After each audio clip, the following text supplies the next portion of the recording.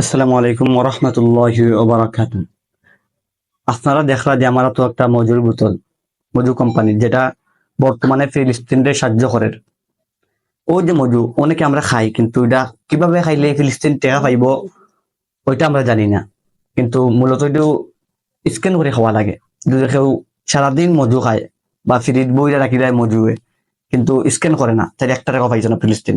এই জন্য যখন খাইবেন তখন স্ক্যান করে খাওয়া লাগবে। যদি স্ক্যান না করি আপনি সারাদিন মধু খাইতে তখন এক টাকাও ফিলিস্তিন পাইছো না।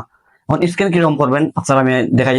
আগে প্লে স্টোরে দেখবেন গিয়া আহ, একটা স্ক্যানার ডাউনলোড করবেন। আমি আপনাকে স্ক্যান দেখাইতেছি। প্রথমে আমাদেরকে প্লে স্টোরে যেতে হবে। প্লে স্টোরে গিয়ে সার্চ করতে হবে কিউআর লিখে তারপর সার্চ করব। এখানে অনেকগুলা স্ক্যানার আছে, সেইখান থেকে আপনি যে কোনো একটা ডাউনলোড করে নেবেন।